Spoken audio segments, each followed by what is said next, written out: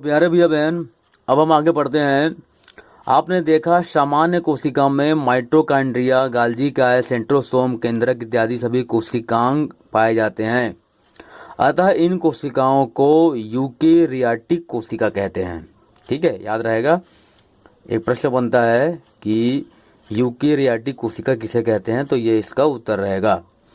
अधिकांश जीवों जैसे कि अमीबा, केचुआ, मेढक, गाय, गुलाब, मनुष्य आदि की कोशिकाएं यूकेरियाटिक होती है, लेकिन कुछ ऐसे भी सूक्ष्म जीव है जो किसी युक्ति के बिना केवल आंखों से दिखाई नहीं देते हैं।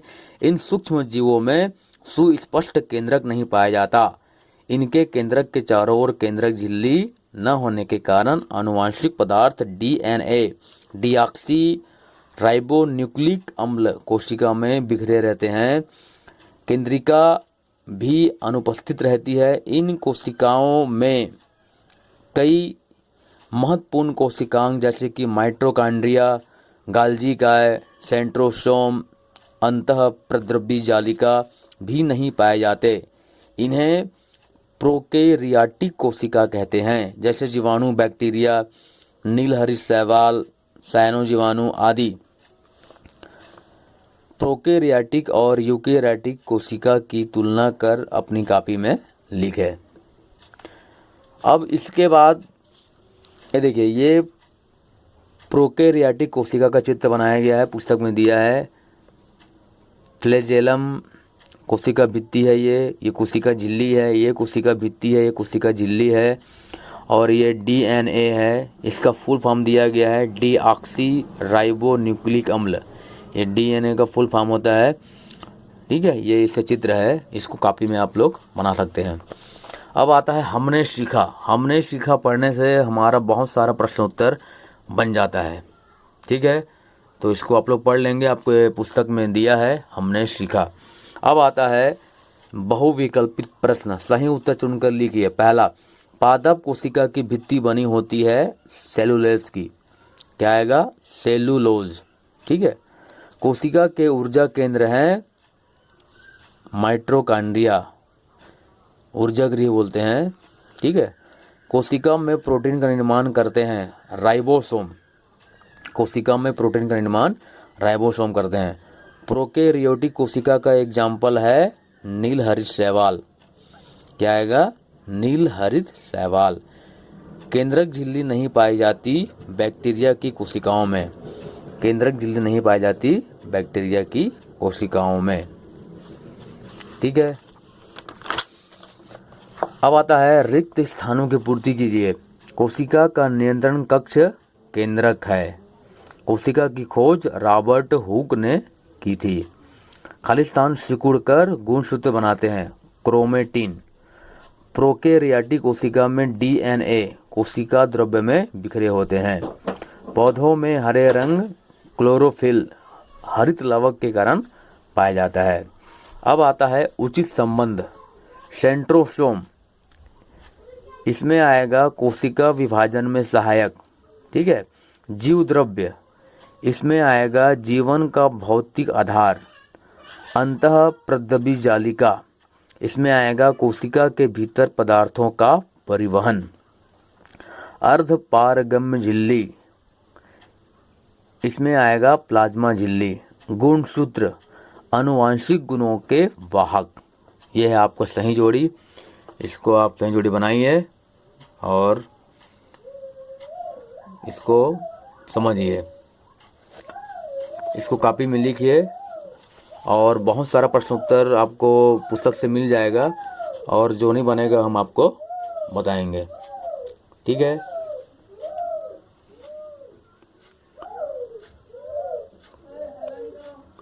पहला प्रश्न दिया है कोशिका को जीवन की कार्यात्मक इकाई क्यों कहते हैं? तो इसका उत्तर सुन लीजिए। कोशिका में जीवन देने वाली समस्त जैविक क्रियाओं को करने में, जैसे कि पोषण है, श्वसन है, उत्सर्जन है, वृद्धि है, गति है, प्रजनन है आदि करने में सक्षम होती है। अतः इसे जीवन की कार्यात्मक इकाई कहते हैं। ये हो गया पहला का उत्तर। दूसरा है प्लाज्मा झिल्ली के क्या कार्य हैं। तो पुस्तक में दिया है प्लाज्मा झिल्ली के कार्य, तो एक बार मेरे सुन लीजिए। कोशिका का आकार बनाए रखने में सहायता करती है, कोशिका में विभिन्न अणुओं के आने व जाने पर नियंत्रण रखती है। तीसरा है कोशिका को सुरक्षा व सहायता प्रदान करती है। ठीक है, अब है अगला प्रश्न है कि पौधों की प्लाज्मा झिल्ली के बाहर कौन सी संरचना पाई जाती है या किससे बनी होती है। तो पौधों की प्लाज्मा झिल्ली के बाहर कोशिका भित्ति पाई जाती है और यह सेल्यूलोज की बनी होती है। ठीक है, अब आता है पादप कोशिका एवं जंतु कोशिका में अंतर। तो इसको मैं आपको बोल देता हूँ और इसका आपको लिख के मैं मतलब इसका इमेज आपको व्हाट्सएप में भेज दूंगा। ठीक है, तो इतना भी लिखो, आगे फिर बाद में हम आपको बताएंगे। तो पादप और जंतु कोशिका में अंतर सुन लीजिए, फिर इसका मैं इमेज आपको भेज दूंगा। पादप कोशिका का सबसे बाहरी आवरण कोशिका भित्ति का होता है, पहला अंतर। दूसरा, जंतु कोशिका में पहला आएगा, जंतु कोशिका में कोशिका भित्ति नहीं होती, प्लाज्मा झिल्ली का बाहरी आवरण बना होता है। ये पहला अंतर हो गया। दूसरा है पादप कोशिका में लवक नामक कोशिकांग होते हैं। जंतु कोशिका में आएगा, जंतु कोशिका में लवक नहीं पाया जाता। तीसरा है पादप कोशिका की रसधानियां अपेक्षाकृत बड़ी होती है और जंतु कोशिका में आएगा, जंतु कोशिका में रसधानियां अपेक्षाकृत छोटी होती है। इसका इमेज मैं आपको व्हाट्सएप में डाल दूंगा, इसको देख कर अच्छे से लिख लेंगे, परीक्षा में आता है, वेरी वेरी मोस्ट IMP। अब आता है अगला प्रश्न है, क्लोरोप्लास्ट का कार्य लिखिए।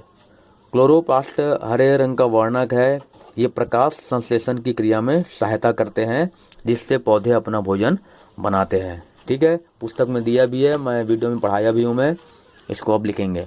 अब आता है पादप कोशिका या जंतु कोशिका का चित्र बनाकर कोशिकांगों के नाम लिखिए।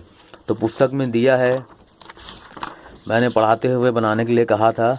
ये देखिए, ये पादप कोशिका है, ये जंतु कोशिका है, इसका चित्र बनाइए, नाम को लिखिए, याद कीजिए, परीक्षा में आता है, वेरी वेरी मोस्ट IMP। ठीक, अगला प्रश्न है कि कोशिकाओं के अलग अलग आकार और आकृति होने के क्या क्या कारण हो सकते हैं। तो उत्तर सुन लीजिए।